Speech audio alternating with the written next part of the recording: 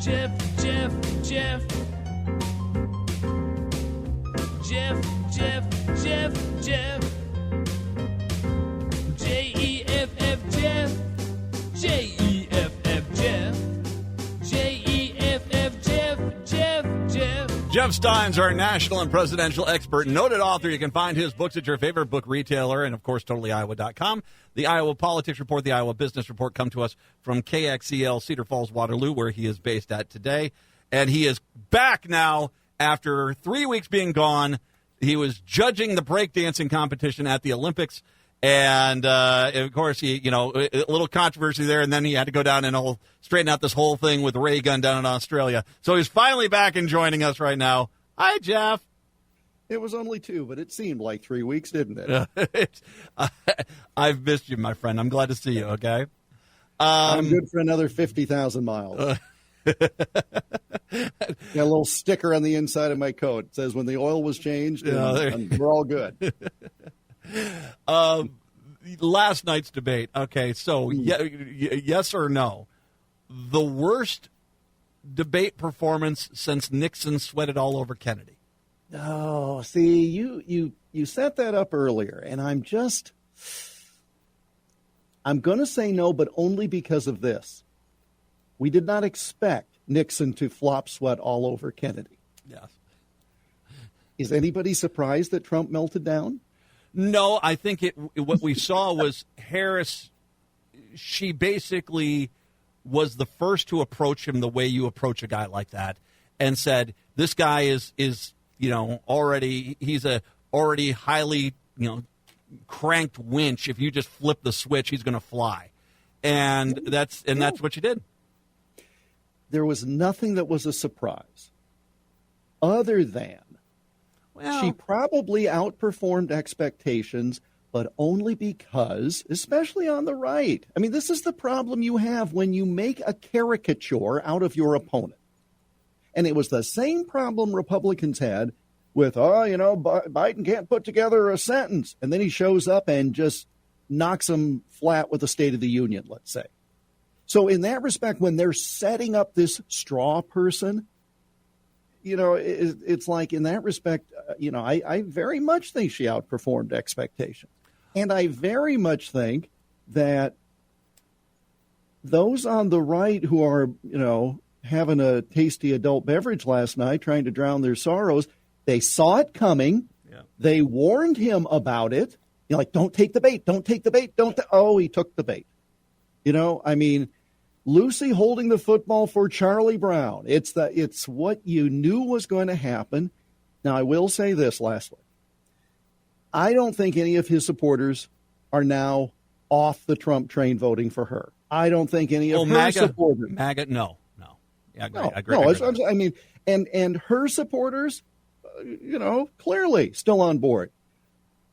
I would suggest that the Taylor Swift endorsement made a much bigger difference as opposed to anything on that stage. Well, I'll let's make sure we understand. The Republican Party is really two parts. It's MAGA and then the Republicans who do not like Trump. I think she made a lot of headway with the Republicans, made it to where voting for her isn't nearly the indigestible nugget that it used to be. I think for Republicans that are not MAGA, there is now that option of Harris, whether or not they jumped on board. I think here's the only thing I'd say that's a little different than what you just said. Yeah. I don't think that she made the deal to get a switch, but she might have gotten them to neutral. She might have gotten them so that they're not, they might have just said, okay, there's no way I'm going to vote for this guy. She has yet to then get them to cross over, but that's why she asked for the second debate, isn't it? Well, because she outperformed and he screwed up royally. And so now he's going to look like the bad guy by saying, well, I don't need a second debate. I won the first one. We watched it. Yeah. Oh, well, he was, there is a cornucopia of nuggets that he brought up, which were just kind of hard to even comprehend that he thought that would was someone as good as she is. It's easy to sort of say, of course, this is how it was going to go. Reality was, when we walked into that, we didn't know how it was going to go. And, yeah, some of that was the sweating of the left because they're after the Biden debate. But sure. The reality is what she really did, I mean, how many times have we watched since 2015 or so, people say, oh, well, clearly a seasoned political mind will be able to take down Trump. And they can't, because Trump figured out a way around it. Insults and brashness when it came to Republican primaries, when it came to presidential ones, just throw out 800 lies. They can't possibly fact-check you. It becomes a cesspool, and you win by default. She saw, okay, let's just go after your bread and butter, the crowd sizes, calling out his failure, the foreign policy, the fact that he snuggles up to despots, and you could see Trump snap. And when he did, that whole crowd size thing, and that people are leaving his events early, she could not have played that better. And from that point forward, anything that he said was absolutely ludicrous. The only thing she missed was to comment about the size of his hands. Yeah. That's the only thing that would have set him off even more, because, that's happened over and over. I still maintain she's not a great candidate. Now, okay? But, last night, it's like, I mean, it's a matter of how does Northern Illinois beat Notre Dame? You figure out weaknesses, you take advantage of opportunities, and you assume that the other side is overconfident. It's exactly what she did. She dismantled him from the moment she came across with the handshake. I mean, basically, that's how that went. Well, but I'm fine. We'll take out this thing. But then what happens is Notre Dame then spends the rest of the time talking about how they were cheated, they were robbed, the referees were against them. Sure. It's all these things, as opposed to they just got outplayed. And I think that, and I brought up earlier the Eric Erickson, and I'm not a big fan of his, but he did make a good point. He said, whichever idiot got the pets are being eaten line, story to him, congratulations. Now you basically took 2 days of the remaining campaign, and now we have to diffuse pets being eaten. We didn't really mean that. And last night, Vance, in the mop-up session afterwards, when he said, oh, well, we brought it, we saw it, we thought it was good. Well, if someone calls you and thinks Sasquatch just walked by, do you report Sasquatches running through the neighborhoods, or do you fact-check it? And, you didn't have an answer to that. Well, and I have seen, and frankly, I haven't paid a lot of attention. I know the story you're talking about, and I've seen some people today claim that there's some authority or body cam that says something happened. Forget if it did or not. Let's assume it did. Let's assume there is an incident of that. That's what you're premising the entire debate performance on, is to scare people that Fluffy is going to wind up being served with a nice wine sauce? I mean, there were ways to do this. And here's the thing. You and I talked about it when I was last here, 15 weeks ago, whenever it was. When they write a script for Trump, for a speech, and there are the numbers and the details and the things that you can use, concrete comparisons. He stares at the prompter and he talks like a monotone and he motors right through it because he really is bored by that. But, hey, what do you think of my hairstylist? And then he's, up and going. Somebody with more discipline would have said, when prompted about 2020, never mind how you feel, to say, this election is 2024, and we need to turn the page and move forward, and here's what I'm going to do. You answer the question you want to answer. Mm-hmm. The problem is, if he was asked a layup question, of something, just absolutely something that there's no way she could have wriggled out of, I bet he would have turned it and said, well, before I answer that, let me talk to you about 2020. Well, that did happen. When they got to Afghanistan, I'm like, okay, this could be a little trouble here. And she basically went out there, put him back, and then because he constantly he's created this narrative in his mind that I didn't lose, I'm the winner, everyone loves me. He himself, when he's doing all these rants, there is one core thing about this dude we need to remember. He's trying to convince himself it's true again. He doesn't want this, it's not a rainy day, it's sunny outside, even though when he walks outside he gets wet. It's about his fragile ego, and just he's a broken man, and I mean it was exposed as that last night because he cannot stop trying to argue that somehow he didn't lose, that somehow he is the popular guy, that somehow more people like him. It just is. This is the fake world that he set up, and henceforth that's why he runs with it, and that's why Kamala Harris was able to trounce him last night. Well, okay, so he has made his career before politics out of everything is the bestest, the highest, the fastest, the strongest. I mean, right? Nothing's better than anything he has.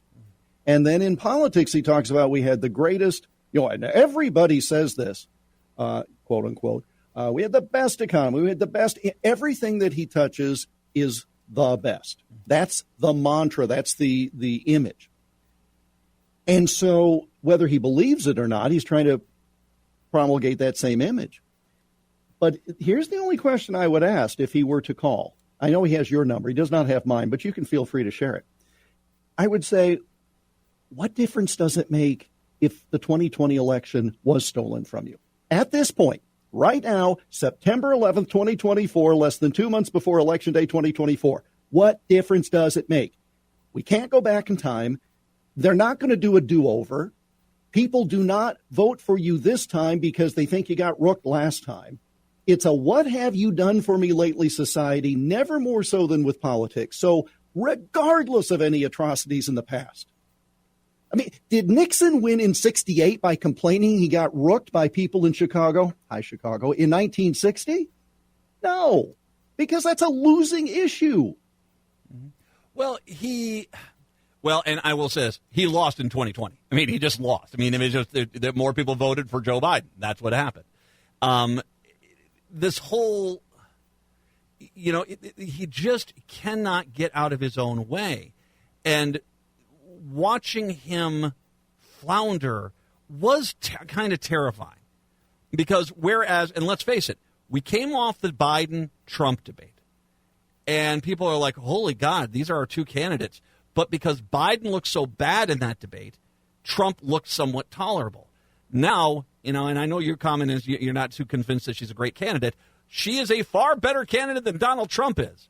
And by just doing what she does with her prosecutorial style, her ability to dictate, I mean, she has the ability to put it back on him. And now he looks like a deranged nutbag. I mean, he really does. Now, this goes back to the point you just made. I maintain she's not a good candidate. But that doesn't mean that she's inferior to the opponent. Yeah, right? That's right. Okay, so let's Fair be enough. very clear about it, all right? Because, again, go back to the Biden-Trump debate. We talked about this. Second half of the debate was even in terms of content. First half of the debate, Biden was really bad off. I mean, he rallied. He won the second half of the debate, I dare say. All right, if you're just going to, round by round. But that's not Biden standing there, right? No. And now, and by the way, you brought up the point about 2020. I thought her point, she did that when she said, Joe Biden's not running, I'm running. And that was it right there. Now, but the thing is, and somebody with discipline, it's a word I keep using, but it's the only one I can think of. Somebody with discipline can say, that's fine that you're running, but you're the number 2 in the current administration. You're the last person in the room in the current administration. You've got to own what happened there or tell us where you disagreed with your boss. That's how you make the connection. But I do think that Mr. Trump looks over and thinks he's running against Joe Biden. It's a different personality. It's a different candidate. Like they're going to bring Biden out at some point. I agree with you. I keep thinking he's like, hey, where is he? Is he here yet? Like she's a stand-in. No, the thing which it's true. I was just thinking these people in Seattle are not quite yet used to your Trump, are they? No, not yet. I will also say too that the when you get to a point where it's just everything. I mean, it's illegal aliens in prison getting sex changes, and it was just like, I don't know how much alcohol his team drank last night. But I'm going to guess it was a substantial amount as that debate went further and further. This, boys and girls listening to the educational program here, is how you can tell Matt's mood. Just follow him on the X. Yeah, I'm reading this last night. I'm like, he's going right for the Trump team is drinking. Okay. Yeah, they tell me they were. Oh, man, that was a rough night for the Trump camp. All right, we'll come back. We'll talk about ABC themselves and where they go from here. It's the Matt McNeil Show.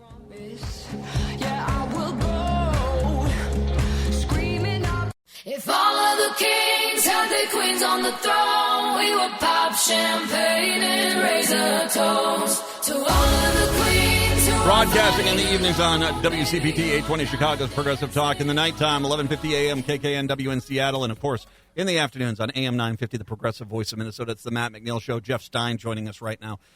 Jeff, a lot of Republicans are very angry at ABC, but I will say this about ABC. Is that Don Dale at CNN brought up the fact that Trump had 33 just absolute outright fabrications. That was EKs. They really only corrected the ones which were really the aghast ones. The cats being eaten by Haitians. I mean, that's one of those lies that if it gets let out there could end up leading to violence against Haitian population in this country. The repeated lie about somehow a post-birth abortion. To which, and people want to say, well, they shouldn't do that.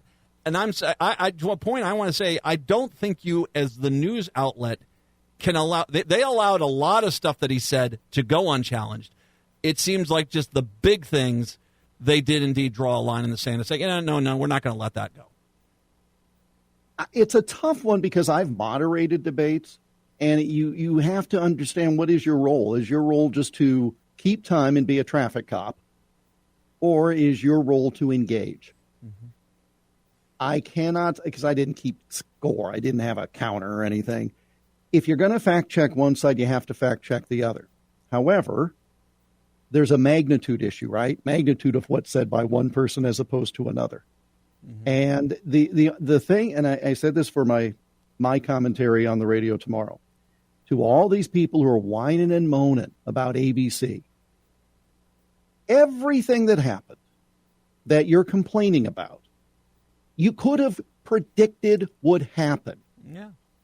So, it's like complaining now makes no sense. It's sort of like moving to the Twin Cities in December and then in February saying, it gets a little cold up here. Yeah, okay. I could have told you this. All right. Have you ever moderated a debate with any candidate like even close to like Trump? Oh, well, no, not Trump. Okay. Senate, U.S. Senate, U.S. Congress, that kind of stuff. But a candidate that's just, there's nobody like Trump. See, that's your other point, right? Because if, Senator McNeil is starting to lay some eggs there on the stage, if it's not to the level you're talking about, that's why I was saying it's not an equivocal. You can't equivocate them. It's kind of like I assume an audience is smart enough to pick up on some of this stuff. But again, to your point, you've got a whole different. So no, there's nobody like Trump, right? I mean, that was the whole point of 2016. Hey, look, nobody liked Trump. Well, there still isn't. Mm-hmm. That doesn't mean it's the same thing. There still isn't. I have seen over the years and over the decades, I have seen like the League of Women Voters have to step in when a candidate will accuse their opponent of, oh, you embezzled a bunch of money and there's no evidence of that. They've had to step in. But that's, but you see, that's where you get. I mean, you get to the point where a statement that's being passed off as a factual thing, which the news outlet itself has already determined is not a factual thing, which could potentially lead to violence against a specific group of people. I have no problem with the news organization trying to dispel that. Tell me how you rebut this. Quote, Biden hates you, unquote. What do you do as the moderator at that point? Because if I tell you have a certain, I think debates are horrible. I hate them. I think we should get rid of them. That all said, if Senator McNeil is up there and says to his challenger, yeah, so-and-so hates you. Your boss hates you. You're ugly and your mother dresses you funny. I'm just going to let you hang yourself. I'm sorry at that point. And I don't know how you enforce rules when the fallback of one of the candidates is, I know what you are, but what am I? Well, and I think you got to get to the stuff that might actually have impact beyond that debate. And I think that's what they did. Trump initially came out, let's have 4 more of these, because he honestly thought he did well. today I'm not doing one unless Jesse Waters is the moderator, which that ain't going to happen. So, I mean, this is the last debate. I mean, he just got so trounced that it'd be, I got to imagine his team is like, no way, we're not going to let you get back on the stage with her. He apparently, I did not see nor hear it, but apparently he went on Fox this morning. Now, last night, Fox reissued the invitation to host a debate because Harris's team said, yeah, let's do another one of these. This was pretty good.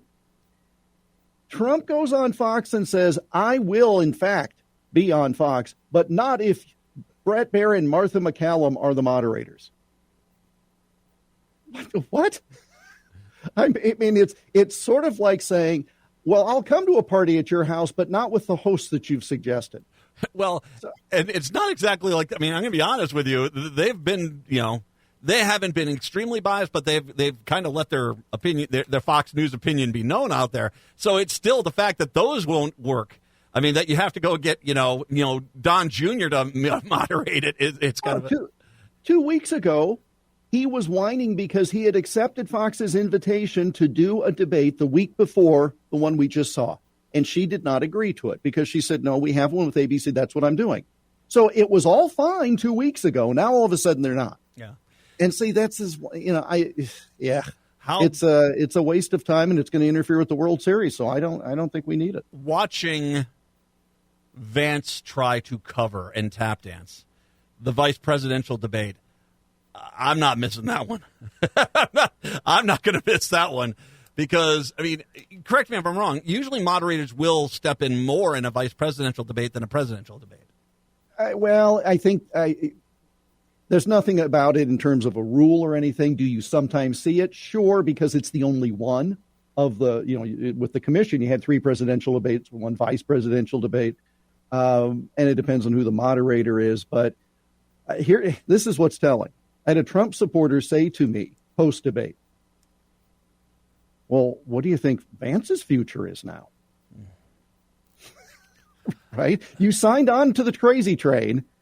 What happens to you after this if it doesn't work out, if it keeps going like this? Well, and I heard last night one person say, okay, clearly Donald Trump is an old man. Vance would be in line for the presidency.